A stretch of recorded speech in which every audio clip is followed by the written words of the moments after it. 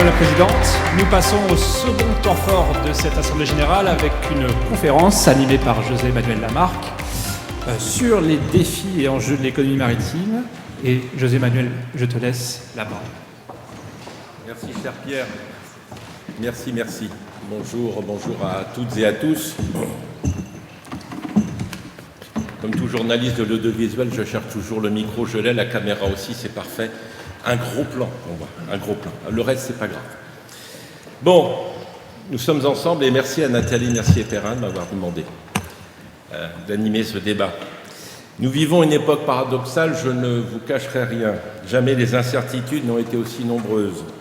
Tensions géopolitiques, le monde aujourd'hui se compte peut-être avec quelques noms, Donald Trump, Vladimir Vladimirovich Poutine, Xi Jinping, M. Modi, M. Netanyahou, M.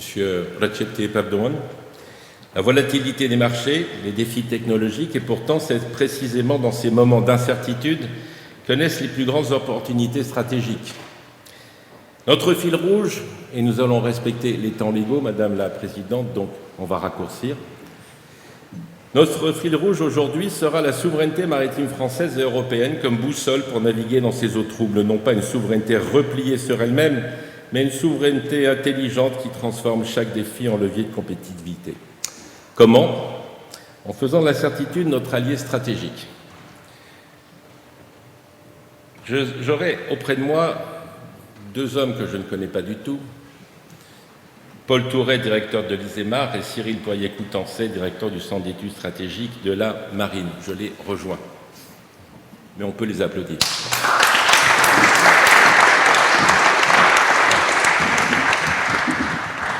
Voilà, ça fonctionne. Reprenez vos micros. Question, Paul Touret et Cyril Poirier-Coutancet. Bon, je l'ai dit, nous traversons une période d'incertitude économique sans précédent. Face à cette volatilité, comment identifier et construire des certitudes stratégiques pour notre économie maritime française et européenne? Peut-être, professeur, non? Paul? C'est moi qui commence. C'est pas. Eh bien, peut-être que la plus grande certitude qu'on pourrait avoir, c'est accepter finalement la tempête qui est devant nous. Je crois qu'on a 200 ou 300 ans de transport maritime moderne, et pour pas dire 2000 ans pour l'espace européen. Et peut-être c'est sortir d'essayer d'avoir des certitudes sur ce qui nous arrive. On est dans un monde qui change extrêmement rapidement. Évidemment, la crise sanitaire, la crise énergétique avec l'Ukraine, le Moyen-Orient qui se complexifie. Mais on oublie qu'on a vécu avant une décennie un peu singulière aussi, avec plusieurs crises économiques, avec le printemps arabe, Fukushima. Et peut-être notre plus grande modernité, ça serait d'accepter que cette économie maritime et ce qui l'entoure est extrêmement mobile, bouge. Et d'ailleurs, on le voit, je vais juste citer. Regardez ce qu'a fait Rodolphe Saadé en 2 temps. Il a été à Washington fin janvier, et il a été au Sénat début mai. Et ce qui est intéressant, c'est ce qu'il dit au Sénat. Et il dit, en fait, on a une géopolitique qui est compliquée et j'essaye de faire ce que je peux. Et je crois que c'est peut-être ça la ligne de vie qu'on doit avoir. Nos capitaines maritimes, nos capitaines d'armement, nos capitaines d'industrie, on sait que voilà, c'est compliqué. Et peut-être la plus grande modernité, c'est accepter cette complexité. Merci, capitaine. Donc, Cyril Poirier-Coutancet. Qui connaît plus de capitaine? Oui, je vais rejoindre sans doute Paul. La seule certitude qu'on a, c'est qu'il y a des incertitudes, il y a des crises, et qu'en gros, ça va durer. Donc, on est dans un monde qui est déséquilibré, qui est affecté par des crises. Il y aura de plus en plus de crises parce que cet équilibre, en fait, pourquoi est-ce qu'il y a un déséquilibre? C'est qu'en fait, le modèle sur lequel on a vécu après la chute de la guerre froide, avec des États-Unis qui globalement assuraient la régulation internationale, ce modèle ne fonctionne plus puisque les États-Unis se sont retirés. Donc, ça laisse libre cours à des tas d'aventures, à des tas de guerres possibles, conflits possibles, qui soient étatiques ou autres. Et ça, c'est une certitude. Par contre, ça implique, c'est une autre certitude, ça implique un changement majeur au niveau européen. C'est-à-dire qu'aujourd'hui, au niveau européen, on subit quasiment tout. C'est-à-dire qu'on est toujours dans la réaction. On n'est pas sûr de nos bases et on a besoin de revisiter ça.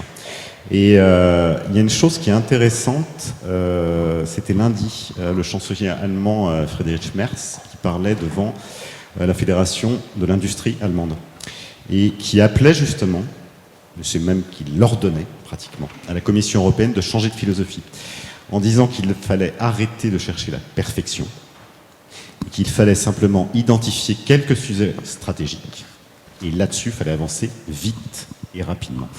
Et alors par contre, la petite interrogation qu'on peut avoir pour nous, France, c'est que le chancelier allemand, et c'est logique, il est allemand, il a cité les domaines qui lui paraissaient stratégiques, donc, qui sont l'acier, la construction automobile, la construction mécanique, la chimie, la pharmacie. Et il va falloir que nous, France, on pose aussi nos sujets stratégiques, puisque le chancelier disait qu'il allait venir et qu'il allait peser sur la Commission avec le président de la République et la première ministre italienne, Meloni. Donc il y a un changement de philosophie à opérer au niveau européen, et c'est un changement qui est très profond, puisque l'Union européenne et la Commission européenne, donc, elle a fonctionné sur un modèle qui a plutôt bien marché, qui était résumé par un livre de Zaki Laïdi qui est sorti en 2005, qui était le pouvoir de la norme, et qui disait que, en gros, l'Union européenne façonnait le monde par la norme, ce qui était assez juste et ce qui a donné des résultats. On pense à la pêche illégale, par exemple, etc. Sauf que ce mode de fonctionnement, il ne marche plus dans un monde qui est déséquilibré, et il faut changer de philosophie maintenant. Alors justement, merci Cyril pour l'écouter. J'avais oublié une personne, Giorgia Meloni, la première femme qui gouverne l'Italie, et on ne peut pas dire qu'elle se soit trompée. Justement, Paul Touret, on va un petit peu plus dans les incertitudes, mais aussi dans les précisions. Les ports français, comment ils se positionnent face à la concurrence européenne? Cette souveraineté logistique qui deviendrait peut-être un argument déterminant pour justifier nos investissements portuaires et nos politiques publiques. Alors, nos ports français, ils sont dans une situation bien meilleure qu'avant. Il faut pas oublier, au début des années 2000, on avait des grandes questions, la concurrence européenne, on avait des questions sur l'intermodalité, on avait des questions sociales. Bon, on sait que c'est pas forcément résolu, mais 20 ans après, je crois qu'en Port 2000, Fos, les projets de Dunkerque, on peut parler des projets éoliens de La Rochelle ou de Nantes-Saint-Nazaire. Donc le bilan est plutôt positif, on s'adapte, évidemment, il faut faire avec une économie qui produit pas forcément beaucoup d'exports. On a quand même une concurrence belge qui existe. On a des situations, voilà. Mais il faut comme Français, il faut pas faire du port bashing parce que c'est un peu facile. Anvers n'est pas le premier port français, on s'améliore. Il faut des politiques d'État, il faut des politiques publiques, et c'est pas un CIMER qui fait des politiques publiques. Politique publique, c'est des engagements à choisir, si on fait de l'aménagement ferroviaire, si on fait des quais nouveaux, etc. Donc c'est quelque chose qui est plutôt positif dans une concurrence européenne, oui. Et puis il y a quelque chose qui est devant nous. Alors devant nous demain, après-demain ou après-demain ou après-après-demain, c'est la question du verdissement du transport terrestre en France et en Europe, qui remettront des schémas beaucoup plus logiques, qui soutiendront l'intermodalité et qui feront que, oui, Marseille est le meilleur port du sud européen, que Le Havre est très bien positionné pour couvrir l'ensemble de l'hinterland français, y compris le Grand Est, que Dunkerque a une position. Donc on peut dire que c'est pas mal, il y a encore des choses à faire, mais c'est pour ça que c'est un projet, il ne faut pas oublier, c'est un projet de l'État, des autorités portuaires, des communautés portuaires et des collectivités locales.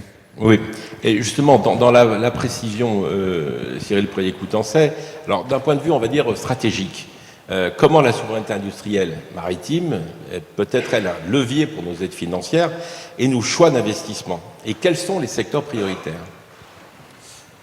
Surtout, si on veut attirer des investissements, il y a une chose qui est essentielle, c'est déjà d'instaurer une stabilité réglementaire. Il n'y a rien de pire pour des fonds d'investissement, même pour des banques, d'avoir une incertitude, savoir que la réglementation pourra changer dans 1 an, dans 2 ans, dans 3 ans. Il faut une stabilité, il faut de la longue durée. On a un exemple récent avec le moratoire, par exemple, sur les énergies renouvelables. C'est pas ce qu'il y a de plus... voilà, des choses qui tendent comme ça, c'est pas ce qui est des investissements. Donc, une stabilité réglementaire. Et deuxième chose, il faut des choses, au niveau de la réglementation, il faut là aussi changer de philosophie. C'est à la fois au niveau européen, c'est au niveau français, mais il y a une vieille vision juridique, vous savez, l'obligation de résultat, l'obligation de moyens. Oui. L'obligation de résultat, en Europe et en France, on fonctionne sur l'obligation de résultat et l'obligation de moyens. On donne une obligation de résultat qui est par exemple la décarbonation à telle échéance, et en plus, on va infliger une obligation de moyens en disant par quels moyens il faut passer. Quand on regarde ce que font d'autres pays dans le monde, c'est simplement une obligation de résultat. Ensuite, il y a une neutralité technologique, les industriels se débrouillent, et ça aide à attirer des financements. Parce que si vous avez tel techno qu'il faut employer pour arriver à tel résultat, il y a des fonds qui n'iront pas, il y a des financements qui n'iront pas parce que ça ne rentre pas dans ce qu'ils cherchent. Donc il y a la meilleure manière en tout cas d'attirer des financements qui sont présents en Europe, qui sont présents ailleurs aussi à l'international, c'est stabilité réglementaire et simplicité. Peut-être en réalité l'enseignement qui peut être une allégorie du philosophe italien Roberto Casati qui nous dit ne regardez pas la mer depuis la terre, regardez la terre depuis la mer. C'est un peu ça. Et une question à tous les deux, et là vous avez 1 minute chacun concrètement. Alors quelle certitude stratégique pour la France peut-elle construire face aux tensions géopolitiques actuelles, c'est-à-dire les droits de douane, les guerres commerciales, etc. Pour être simple, je crois qu'il ne faut pas oublier la puissance économique du transport maritime en France, même si on sait l'avenir des compagnies, il peut toujours poser question, et en Europe. Parce qu'on l'oublie un petit peu, on a beaucoup parlé des filières, et on oublie une filière, l'Association européenne des armateurs l'a redit, 40% du transport maritime mondial est tenu par des Européens, l'action de CMA-CGM là-dedans.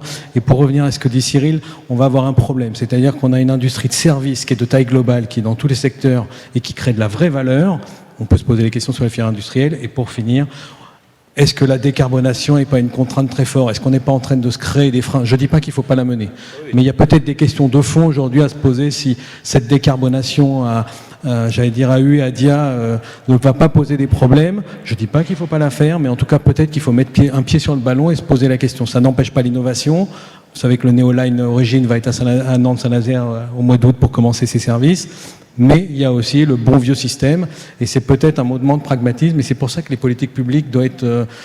je vais faire une formule comme j'aime bien les faire, il ne faut pas se gaver du futur et oublier que le présent, et on a des problèmes aujourd'hui du présent qu'il faut résoudre avec le tissu privé, les politiques publiques et les différents acteurs concernés. Cyril Poirier-Coutançais, il ne faut pas se gaver du futur? C'est une formule.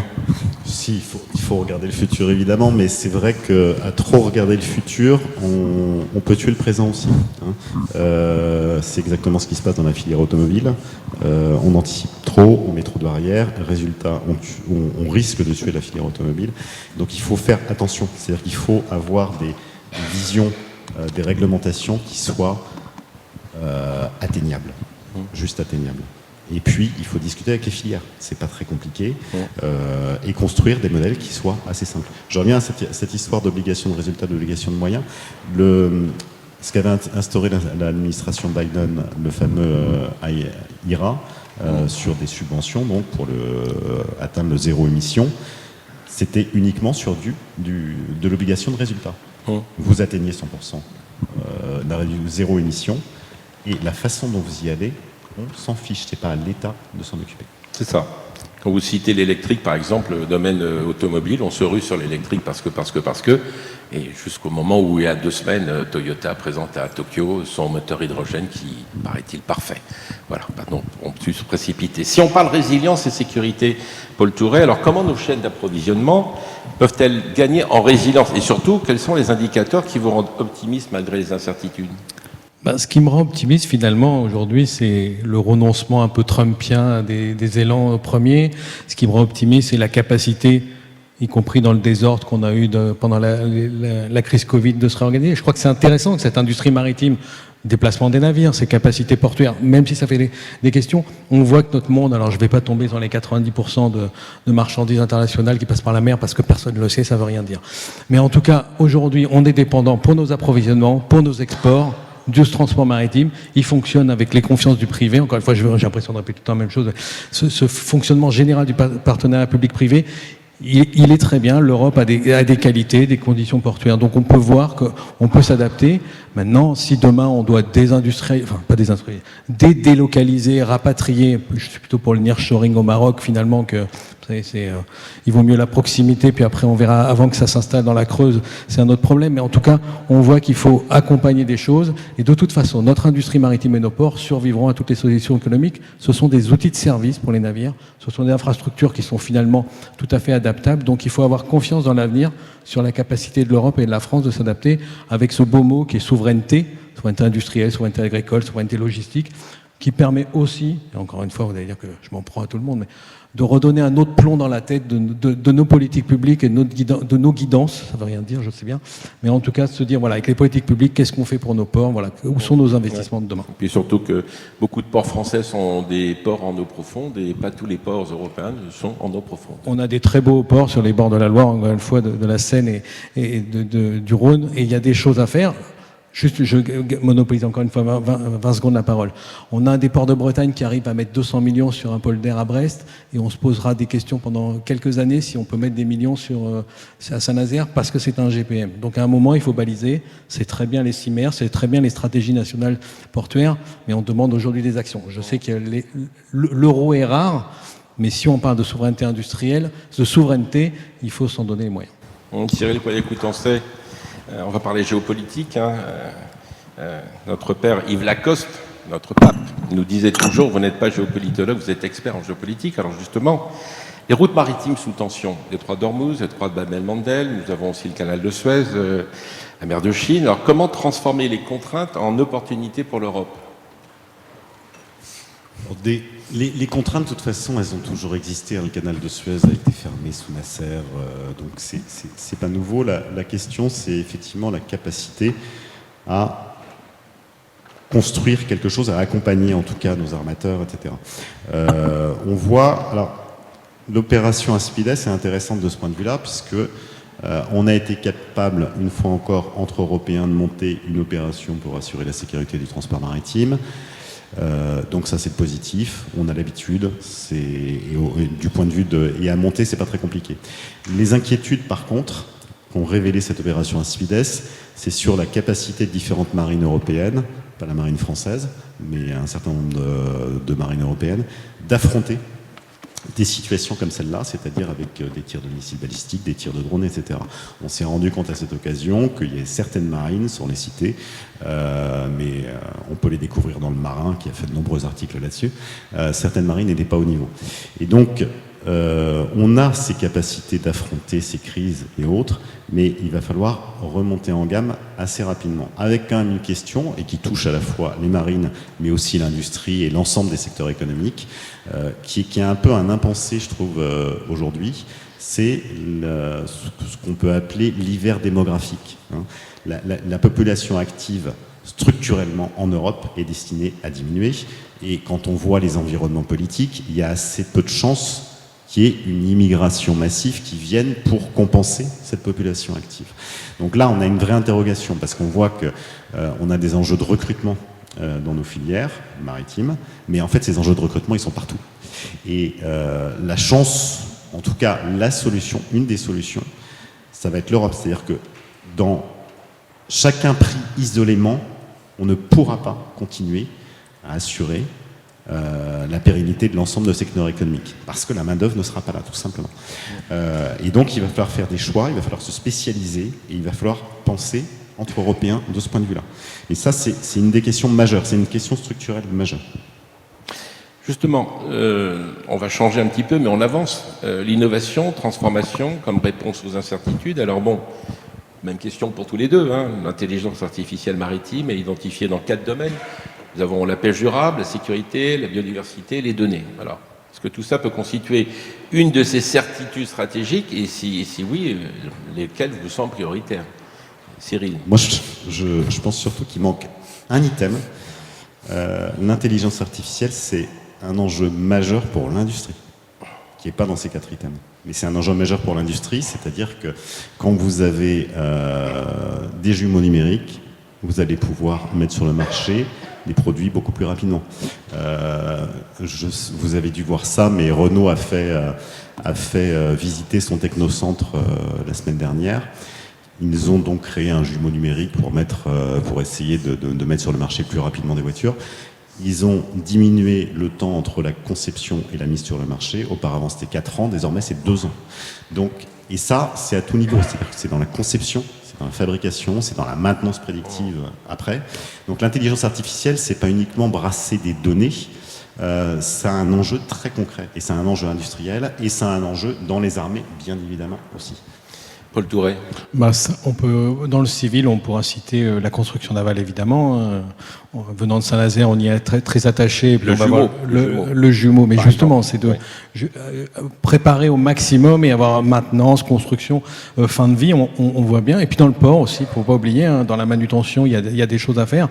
Donc, raréfication des métiers ou des compétences par une évolution démographique, inclusion des technologies, on ouvre une ère particulière. Alors, je ne vais pas citer mon travail, mais je vais le faire.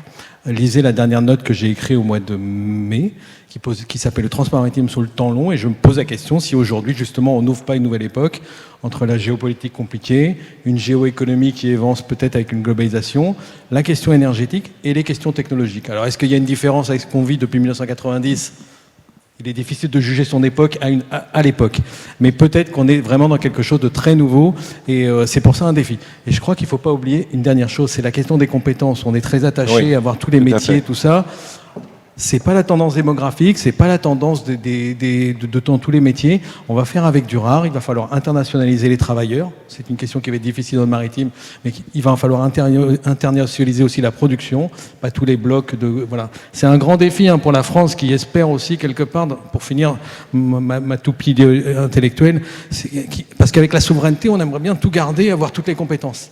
Ça va être un des risques, en fait, c'est voir et la souveraineté et en même temps l'internationalisation. C'est sans doute un des défis de cette décennie pour la France de gérer ces deux questions.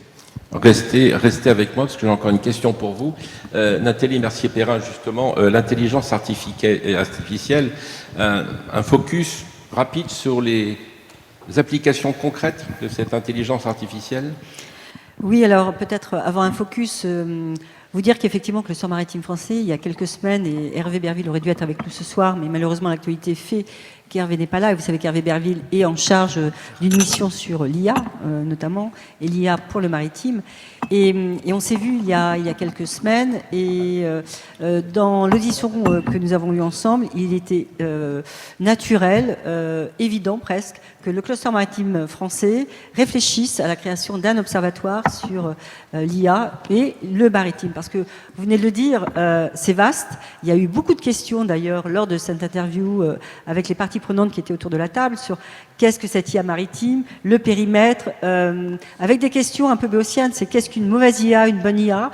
En tout cas, c'est tellement stratégique, vous l'avez dit. On va réfléchir dans les prochains mois et déposer une demande au Fonds vert, qui est une demande de financement auprès de l'État, pour travailler et structurer un tel observatoire. Et le contenu, on en reparlera ensemble, mais en tout cas, il devra répondre aux questions majeures de la communauté du maritime. Merci. Merci à vous, Nathalie Mercier-Perrin. Tous les deux, une conclusion, je vais vous demander si vous deviez identifier une certitude stratégique majeure sur laquelle la France maritime peut s'appuyer dans les années à venir. Laquelle choisiriez-vous? Paul Touret. J'essaierai pour réfléchir 20 secondes de plus. Il faut réfléchir, d'accord. Oui, parce que là, je suis sec. Une petite minute quand même. Certitude majeure dans le maritime. Une certitude majeure. Ça, toi, tu as l'habitude quand même d'avoir des certitudes. Et maintenant, justement, là, franchement... C'est une grande nouvelle aujourd'hui, c'est un scoop. Moi, je crois qu'il faut avoir des politiques publiques ambitieuses, portuaires, navales, etc. En même temps, cajoler nos grandes entreprises maritimes, navales, parce qu'on ne fera pas sans eux. On ne peut pas faire une flotte stratégique si on n'a pas des armateurs. C'est pas, regardez où sont nos vraquiers français, vous verrez bien qu'il n'y en a plus. Donc, où est la flotte stratégique dans le domaine des vraquiers? Et en même temps, il faut accepter un wait and see, qui est peut-être cette petite ère Trumpière qui va durer 4 ans, parce que après on verra ce qu'il y aura derrière, mais peut-être accepter ce wait and see encore une fois. On ne sait pas ce qu'on va dans le commerce, on ne sait pas si les Iraniens et une géopolitique est extrêmement compliquée, mais peut-être avoir des certitudes de construction et en même temps accepter quelque part l'incertitude du jour qui passe. Encore une fois, on a vécu tout un XXe siècle qui était compliqué, on doit pouvoir aborder un XXIe siècle sans se réfugier sur TikTok parce que le monde est trop dur. Merci Paul Touret. Ça t'a inspiré, Cyril? Non, je dirais surtout recroire dans notre civilisation européenne. En fait, on est tout le temps en train de nous critiquer en France, mais en Europe aussi, pour des tas de bonnes raisons. Mais revenir sur nos fondamentaux, parce qu'on a inventé, nous, Européens, dans le maritime notamment, il y a une coïncidence de date qui m'a fait réfléchir l'autre jour, c'est le tour du monde de Magellan, la fin, c'est 1522. Ouais. La guerre en Ukraine, c'est 2022. Ça fait 5 siècles. On peut dire que ça fait 5 siècles de domination européenne. Et ça nous impose, en fait, 2022, effectivement, de changer, de renouveler complètement notre logiciel, mais de ne pas oublier ce qu'on a fait. C'est-à-dire que, oui, c'est en Europe qu'on a inventé la démocratie, qu'on a inventé aussi, en grande partie, le maritime, le capitalisme maritime, les assurances maritimes avec les Italiens, etc. Et recroire en notre modèle, on a des choses, on a des belles choses encore à raconter. Oui, et comme on dit en numérologie, hein, quand on arrive au chiffre 5, c'est le chemin de vie qui est, même si c'est 5, c'est carré. Je vais demander à Jean-Paul Chapelot de nous rejoindre, s'il vous plaît. Les amis, vous restez parce qu'on va avoir des questions. Est-ce que Jean-Paul Chapelot peut nous rejoindre ici, au pupitre? Ah bah oui, on n'a plus de siège. Alors Jean-Paul, quelques chiffres pour la FIN, la Fédération des industries nautiques, et puis on parlera aussi du Paris Nautic Show. Tout ça en 3 minutes, c'est parfait. C'est parfait. Bonjour à toutes et à tous. Donc la filière nautique française est une des 3 filières, est dans le top 3 mondial des filières industrielles, avec les États-Unis et l'Italie. C'est une filière qui exporte à 85% actuellement. C'était 70% il y a 10 ans. Et le principal pays où nous exportons, ce sont les États-Unis. Nous étions à 10% il y a 10 ans, on est à près de 30% maintenant de notre activité économique qui part aux États-Unis. Alors justement, arrive aussi la question des tarifs douaniers avec Trump. Effectivement, peu de visibilité aujourd'hui, puisque pas simplement les tarifs douaniers, mais ce que vous communiquiez avant, fait que les acheteurs sont toujours présents. Hein. La plaisance dans le monde continue à plutôt bien aller dans la pratique. Mais les acheteurs se sont mis en attente, comme c'est arrivé souvent dans d'autres périodes. On connaît souvent des périodes compliquées dans notre activité. Et donc, aujourd'hui, on n'a pas du tout de visibilité pour les mois à venir, ce qui est toujours un risque pour notre industrie. On a su le gérer plusieurs fois dans le passé, mais c'est une période très différente parce que dans cette période, on n'a pas de visibilité, des incertitudes. Et je rejoins que peut-être ça peut durer les 4 années du mandat présidentiel américain. Oui. Et le grand événement à venir? Alors, cette filière a besoin de porter son dynamisme. Donc, si on parle du marché français, c'est important de le soutenir, d'être plus présent auprès du plaisancier, des pratiquants. Et donc, nous relançons le Salon de Paris, le Paris Nautic Show, qui sera, on vous l'a présenté tout à l'heure, du 26 au 30 novembre 25 au Bourget. Donc, un salon sur 5 jours, pour être beaucoup plus dynamique, qui est porté par l'ensemble de la filière. Ce salon, ça sera d'abord une place de marché, puisqu'il faut qu'on retrouve nos clients parisiens qu'on n'a pas vus depuis 3 ans. Les pratiquants de la plaisance du nautisme, 50% sont dans la grande région parisienne. Donc ce n'est pas rien. Ils ne vont pas faire des salons ailleurs, et ce n'est pas forcément les autres moyens de communication qui aident dans un métier comme le nôtre. Donc ce salon est très important pour se rapprocher d'eux, pour bien sûr avant tout la place de marché, mais aussi c'est un salon qui va nous permettre de remontrer, de mettre en avant toutes nos innovations. Le dynamisme de notre profession, c'est beaucoup de nouveautés qui vont sortir dans les mois à venir, parce que nos constructeurs y croient. Donc beaucoup d'innovations, des nouveautés.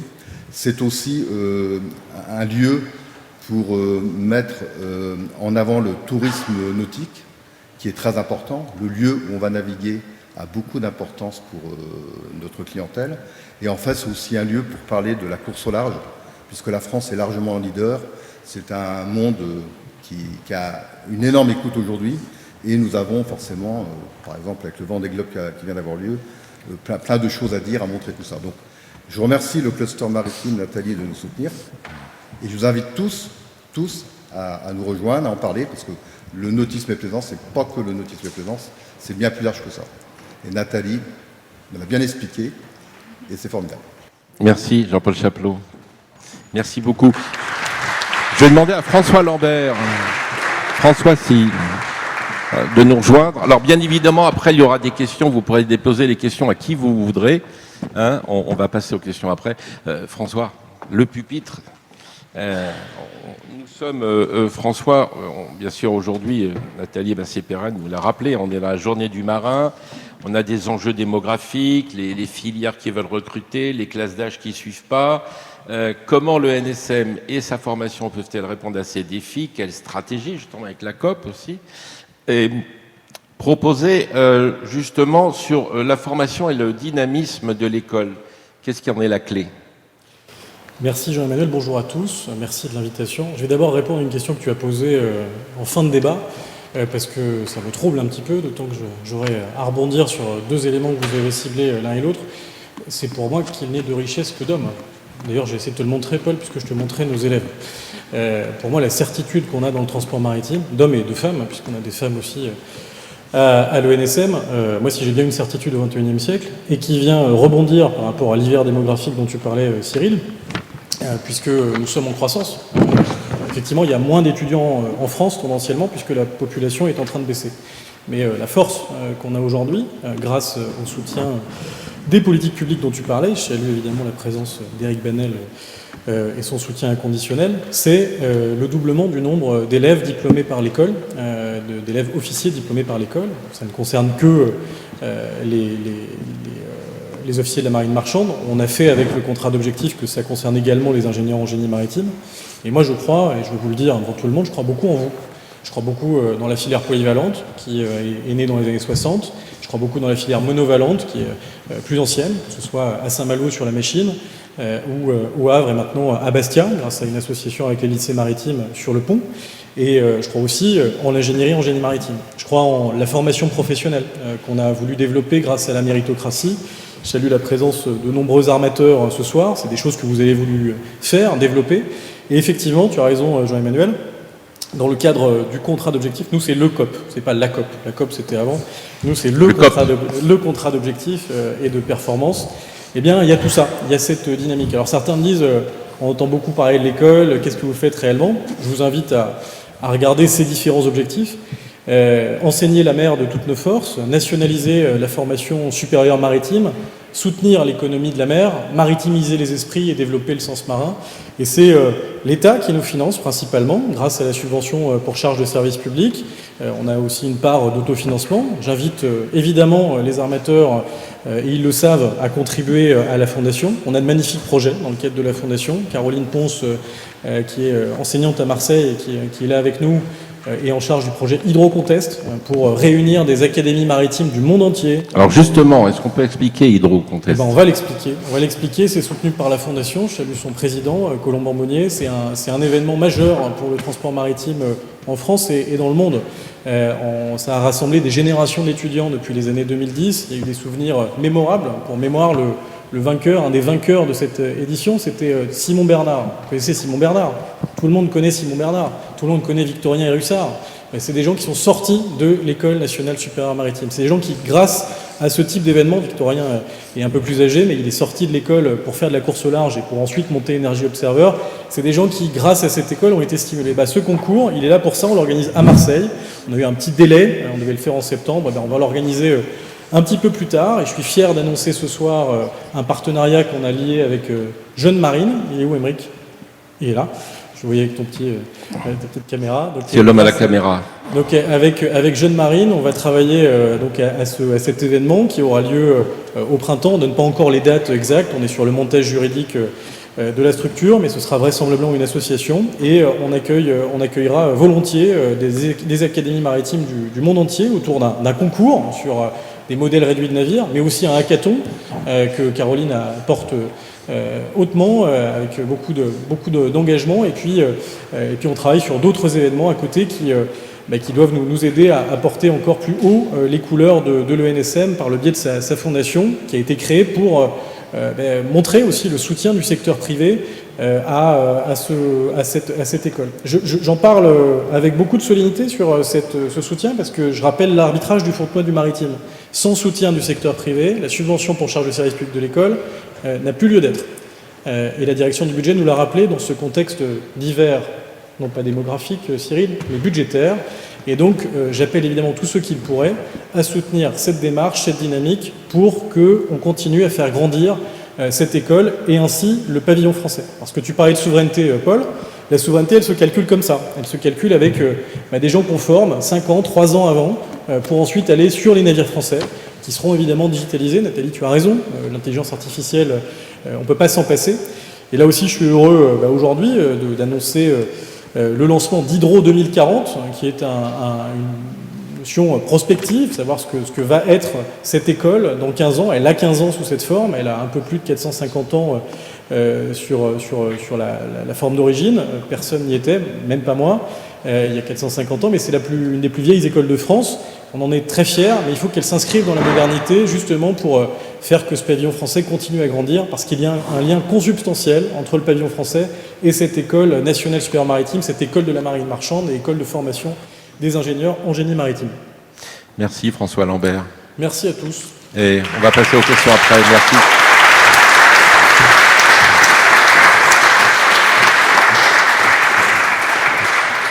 François Lambert, le directeur général de l'École nationale supérieure maritime. Je vais demander à Xavier Rebourg de nous rejoindre au pupitre. Le temps que Xavier arrive, il y a un truc qui est absolument fabuleux dans cette très très belle salle Albert Ier, c'est que la salle est composée d'une certaine façon et tout d'un coup, paf, il y a un homme qui apparaît, c'est Éric Banel. On ne sait pas d'où il est arrivé, mais tout d'un coup, paf, il est là. Voilà. Il a déjà en pas, il vient d'arriver. Voilà. Je salue aussi Madame Sophie Panonacle, notre députée. Députée de la mer, bien sûr. Parce que je pense que nous sommes déjà on est en plein dans la fête de la mer et des littoraux, Sophie Panonacle, hein, je me trompe pas, c'est ça. Voilà. La peur de Sophie, c'est aller au micro, nous parler de la fête. Non, c'est pas prévu. Vous pouvez rester là, Madame la députée. Xavier Rebourg. Alors, Xavier Rebourg, justement, quand on parle de certitude, vous êtes, on vous connaît, France Cybermaritime. Quelle certitude pouvons-nous construire en matière de cybersécurité maritime et comment justement renforcer cette résilience globale de nos infrastructures?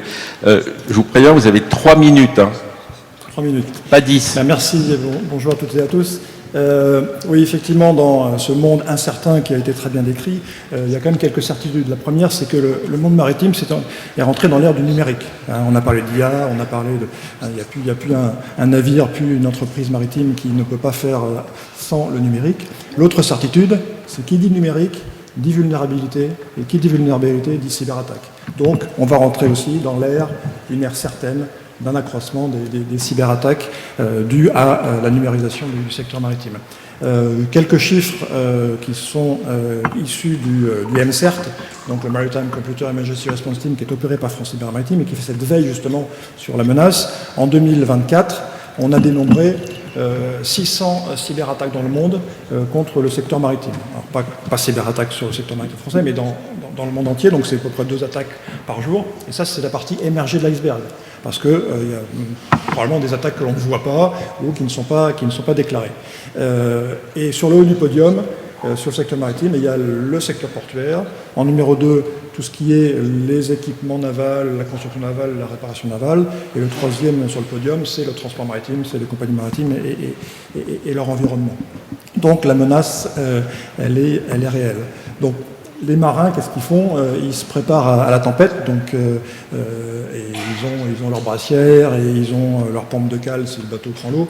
En cybersécurité, c'est la même chose. Donc ma certitude, c'est que des solutions existent et il faut les mettre en œuvre, il faut s'y préparer. Alors pour ceux qui ne seraient pas incités par cette perception de la menace, et cette menace qui est réelle, l'année 2025 et les années suivantes vont voir la mise en œuvre en droit français d'une directive européenne qui s'appelle la directive NIS 2, Network Information System Security, c'est la deuxième version. La première version imposait des choses à des grandes entreprises. Donc finalement, il y avait assez peu d'entreprises du maritime concernées. La directive NIS 2 baisse le seuil du niveau d'obligation légale à 50 salariés, une entreprise de 50 salariés. Il y a un seuil à 250 salariés qui va, pour des choses, ce seront des mesures beaucoup plus importantes, mais dès 50 salariés, les entreprises du maritime vont être concernées, et en plus, les entreprises du domaine de la fabrication, là, les équipementiers, les chantiers navals, les constructions navales. Voilà. Et donc, Ceux qui n'auraient pas cette perception du risque par eux-mêmes, eh bien, ils seront tenus, malheureusement, à mettre en place ces obligations. Bon, la bonne nouvelle, c'est que les solutions existent. Les solutions existent. On a en France, on a un début de filière d'excellence française en cybersécurité maritime que France Cyber Maritime essaie modérément de fédérer, modestement de fédérer. Donc voilà, les solutions existent et il faut les mettre en œuvre. L'État donnera 3 ans au secteur maritime, enfin à tous les gens concernés par la NIS 2 pour se mettre au carat. Donc voilà, on est en ordre, on est au poste de combat, comme on dit dans la Marine nationale, pour accompagner le secteur maritime dans cette transformation numérique et dans la sécurisation du numérique qui est essentielle face aux cyberattaques qui ne feront que croître. Voilà. Je vous remercie. Merci beaucoup. Xavier Rebourg, France Cyber Maritime. Comme on ne veut pas être en retard, on devait rendre à 55, il est 6 minutes de retard, c'est tout. Donc on peut se permettre, Madame la Présidente, 3 minutes avec la salle. Vous avez 3 minutes pour poser des questions. Et pas des remarques dans le genre, oui, je me souviens, parce qu'à l'époque, non, question. Hein. Non, parce que ça arrive aussi, oui, je me souviens, vous savez, parce qu'à l'époque, moi, non, que des questions. Et les jeunes, bien évidemment. Hein. Bon, je dis les jeunes, ça n'a pas l'air de réagir. Hein. La chaleur est passée par là, un micro.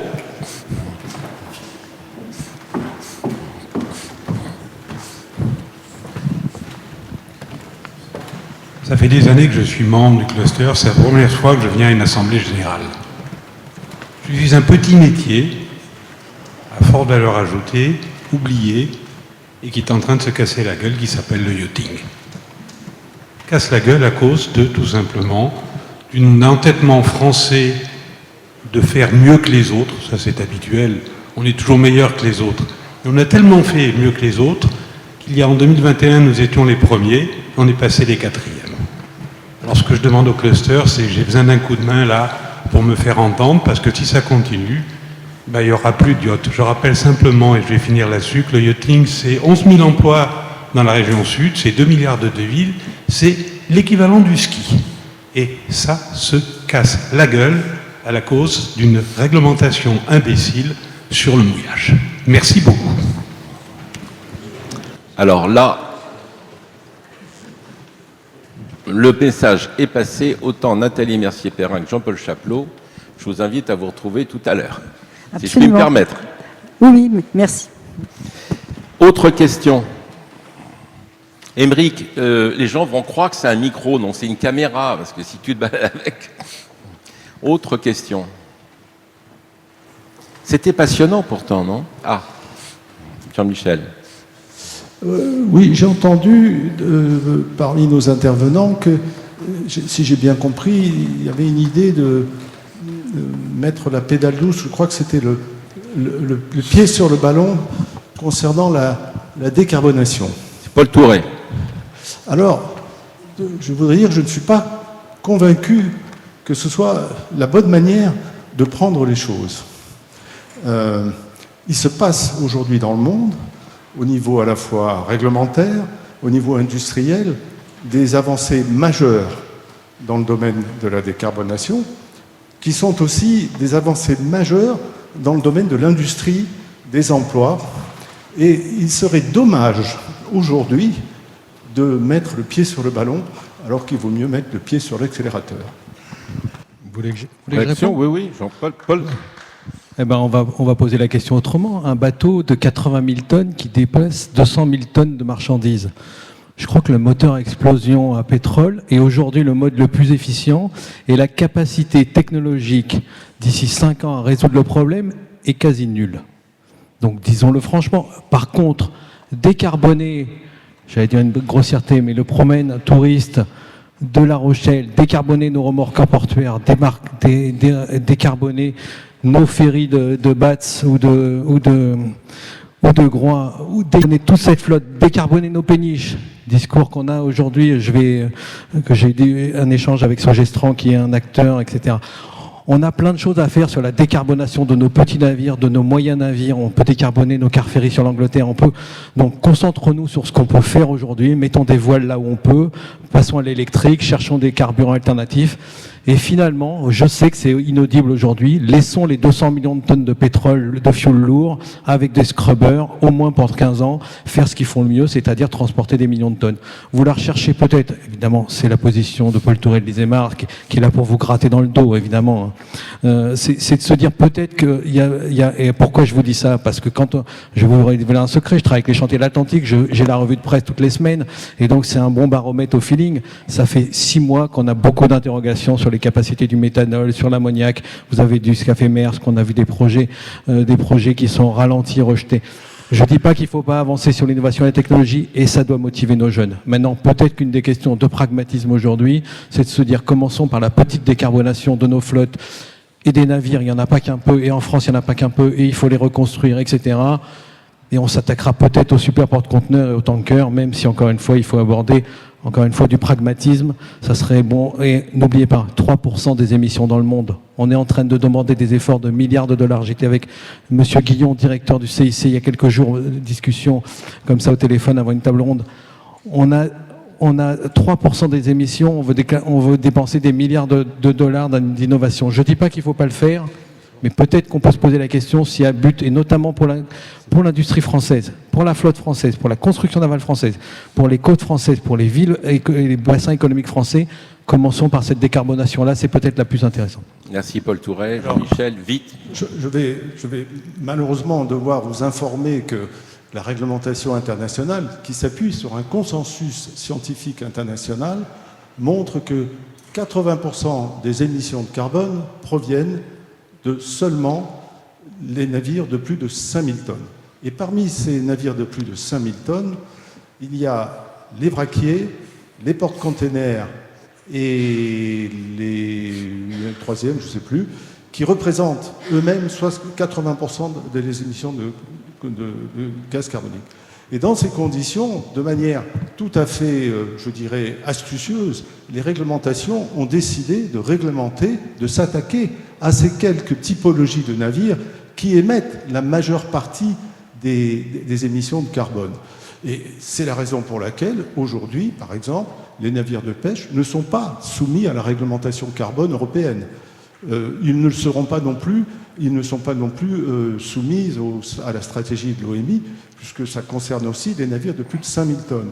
Donc si vous voulez décarboner de manière simple, de manière efficace, c'est ce que le consensus international a compris et met en œuvre, eh bien, vous décarbonez ces typologies de navires de plus de 5000 tonnes. Paul, vraiment 10 secondes. Ce n'est pas un consensus, c'est un truc facile qui a été trouvé dans les années 2010, c'est de viser le transport maritime qui concernait personne, qu'on refourguait à la marchandise. Posons-nous les questions sur l'aérien, posons-nous les questions sur le transport routier. Aujourd'hui, c'est 3% des émissions dans le monde. C'est gérable, et sans doute parce qu'on n'a pas de solution technologique. Encore une fois, c'est un débat que je veux bien ouvrir avec qui veut. Oui, j'ai l'impression que tout à l'heure, autour d'un verre, vous aurez beaucoup de choses à vous dire. Alors, il y a une question là. Une question, pas remarque. Alors, on va dire la dernière. Mais il y a un monsieur qui lève là, il est là. Imric. Imric, avec son micro, sa caméra. Bonjour, Christophe Thomas, je suis directeur général et co-associé et directeur technique pour la start-up SeaTrackBox. Donc, on sait que plusieurs milliers de conteneurs tombent à la mer. Donc, pour ça, on a fait une présentation à l'OMI. On le rappelle, un SeaTrackBox permet de retrouver les conteneurs qui sont tombés. Exactement. C'est ça, pour aller vite. On est la seule société au monde, en fait, à proposer ce produit. On vous écoute, on vous écoute. Voilà, donc aujourd'hui, on a besoin d'un coup de main. On est en train de commercialiser la balise. L'État nous donne un coup de main également, parce qu'on a pu faire une présentation à l'OMI grâce aux permanents présents. Aujourd'hui, on a mis en place en fait des systèmes de POC avec des entreprises bretonnes.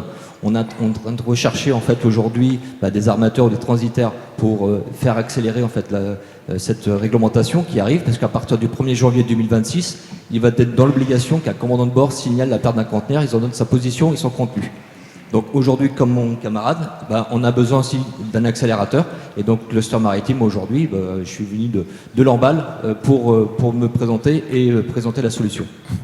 Merci beaucoup. Alors 2 appels et maintenant on va remercier Cyril Poirier-Coutancet, Paul Touré, François Lambert, avec aussi Xavier Rebourg et j'en oublie un qui est Jean-Paul Chapelot. La parole est à la présidente du Cluster Maritime français, Nathalie Mercier-Perrin. Merci à tous.